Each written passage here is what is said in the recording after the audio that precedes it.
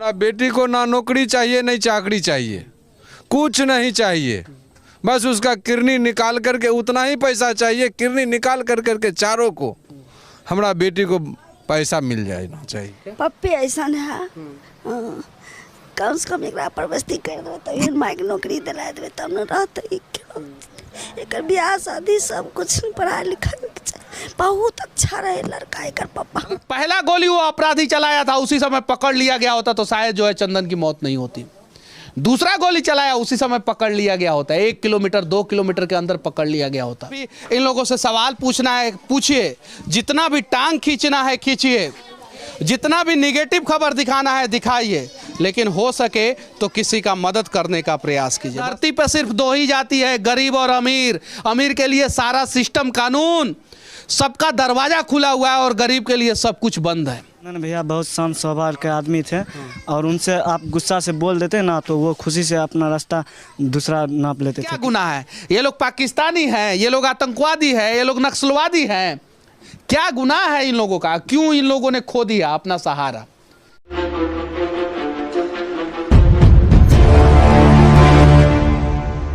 बेगूसराय में जो गोली कांड करके अपराधियों ने तांडव मचाया, 30 किलोमीटर तक लगातार गोली मारते रहे, लगभग 11-12 लोगों को गोली लगा, जिसमें से चंदन कुमार की मौत हो गई। उन्हीं के घर पे अभी हूँ और उनकी ये पत्नी है, 1.5 साल पहले सिर्फ शादी हुआ था।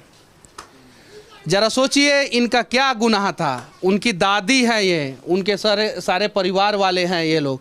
ये छोटी सी बच्ची जो 8 महीना की है उसका क्या गुनाह था? अब इस परिवार को सहारा कौन देगा? हर राजनीति तो होगी, बेगूसराय बंद किया जाएगा, कभी सत्ता पक्ष विपक्ष को बोलेगा दोषी ठहराएगा, कभी विपक्ष जो है सत्ता पक्ष को दोषी ठहराएगा। लेकिन आखिर बिहार में अपराधियों का मनोबल इतना क्यों बढ़ गया है जो 30 किलोमीटर तक बेगूसराय, जहां पे बरौनी जैसा रिफाइनरी है, अनेकों फैक्ट्री है, पेप्सी जैसी कंपनी है, वहां पे गोली चलाते हैं और सड़क पे किनारे पे जो भी आदमी रहता है उसको गोली मार देते हैं और उन्हें पकड़ा तक नहीं जाता है। जरा सोचिए, अगर पहला गोली वो अपराधी चलाया था उसी समय पकड़ लिया गया होता तो शायद जो है चंदन की मौत नहीं होती। दूसरा गोली चलाया उसी समय पकड़ लिया गया होता, 1 किलोमीटर 2 किलोमीटर के अंदर पकड़ लिया गया होता। सीसीटीवी लगा हुआ है, फिर भी उसके बावजूद भी जो है ना, इन लोगों का क्या गुनाह है? ये लोग पाकिस्तानी हैं, ये लोग आतंकवादी हैं, ये लोग नक्सलवादी हैं। क्या गुनाह है इन लोगों का? क्यों इन लोगों ने खो दिया अपना सहारा? कभी आप लोगों ने सुना है कि नेता मर गया हो, गोली मार दिया गया हो, नेता का परिवार वाले को गोली मार दिया गया हो? उनको तो सुरक्षा मिल जाता है, इस परिवार को सुरक्षा कौन देगा? बनिए ना सहारा इस औरत के लिए, इस बहन के लिए। मैं बिहार के लोगों से विनती करना चाहता हूं, मदद करते हैं ना तो आइए इस बहन के बारे में पहले पूरा जानकारी ले लीजिए और हो सके तो इस बहन को मदद कीजिए। कर सकते हैं? नहीं कर सकते, हमें पता है। इस दादी को मदद कीजिए, इस परिवार को मदद कीजिए। यहाँ पे सभी औरतें हैं, इन लोगों को उम्मीद है कि कोई तो आएगा मसीहा और इनको मदद करेगा। अब मैं क्या पूछूं इन लोगों से? मेरी मजबूरी है कि ऐसे जगह पे जाने के बाद पूछना पड़ता है। अगर नहीं पूछेंगे तो आप लोग कहेंगे कि खुद बोल के जो है चला आया।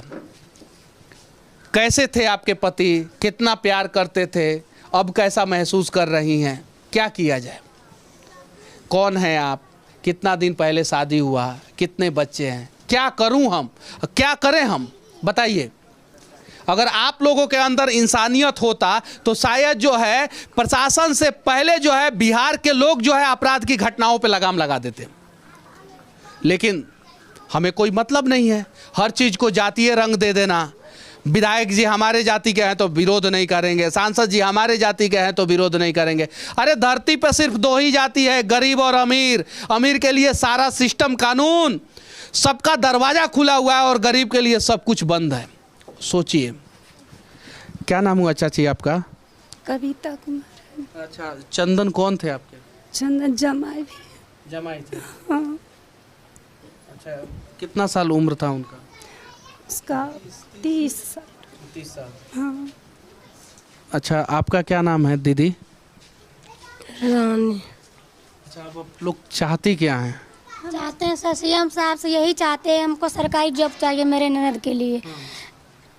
और यही चाहते हैं, मेरे बच्चा का भविष्य चाहिए। पति को प्यार तो कोई दे नहीं सकता है, लेकिन जॉब चाहिए, मेरे नए के सहारा चाहिए, यही चाहते हैं। कितना साल पहले इनका शादी हुआ था? 1.5 साल हुआ है शादी का। सिर्फ कितने बच्चे हैं? एक लड़की है। सिर्फ एक ही बच्चा है। हाँ। आप कौन है?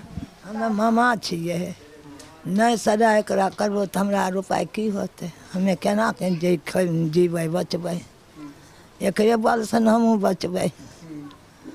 सब मिल के समाज अपन मिल के सहारा एकरा दहो, नौकरी दहो, बच्चा के दहो। अब इस बच्ची को कौन पढ़ाएगा? जरा सोचिए, ये छोटी सी बच्ची जो है 7-8 महीने की है, देख सकते हैं। इसको पता भी नहीं है कि इसके पिताजी का साया जो है इसके सर से जो है उठ चुका है। क्या पप्पी ऐसा है, कम से कम एक परवस्ती कर देवे तभी माय के नौकरी दिला देवे तब न रहते। एक बियाह शादी सब कुछ पढ़ाई लिखाई बहुत अच्छा रहे लड़का। एक पापा केकरो से बोले नहीं रहे जोर से, तते अच्छा रहे। हाँ, कम ब्याज ले रहे पर डिपेंडिंग बैक्टीरिया। जरा सोचिए, अगर इनका आवाज़ किसी बहरे को नहीं सुनाई दे रहा होगा तो मैं माफ़ी चाहता हूँ।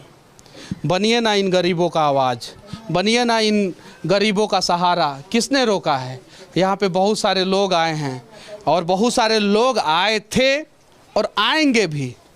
उम्मीद बनिए ना, मदद कीजिए ना, क्या पता आप एक आदमी का ज़िंदगी बदल सकते हैं। प्रयास कीजिए कि एक किसी भी बेसहारा का ज़िंदगी बदलने के लिए प्रयास कीजिए। और क्या गलती था? अपराधी को जल्द से जल्द स्पीड ट्रायल कोर्ट में सजा दिया जाना चाहिए और 1 महीना के अंदर अंदर सजा हो। सब प्रकार का सीसीटीवी कैमरा लगाते हैं। कैसा सीसीटीवी कैमरा लगाते हैं? कम से कम हजारों सीसीटीवी कैमरा लगा हुआ है। किसी भी तो सीसीटीवी कैमरा में अपराधी का चेहरा आना चाहिए। और बस उम्मीद है कि बिहार के जितने भी मीडिया बंधु हैं, आइए, जितना तहकीकात करना है कीजिए, जितना पड़ताल करना है कीजिए, जितना भी इन लोगों से सवाल पूछना है पूछिए, जितना भी टांग खींचना है खींचिए, जितना भी निगेटिव खबर दिखाना है दिखाइए, लेकिन हो सके तो किसी का मदद करने का प्रयास कीजिए। बस इतना ही विनती करूंगा। इस परिवार का कोई भी गलती नहीं था। 30 किलोमीटर में 7 थाना आता है। सातों थानों लापरवाही के कारण कोई अपराधी को नहीं पकड़ पाया। चंदन कैसा लड़का थे?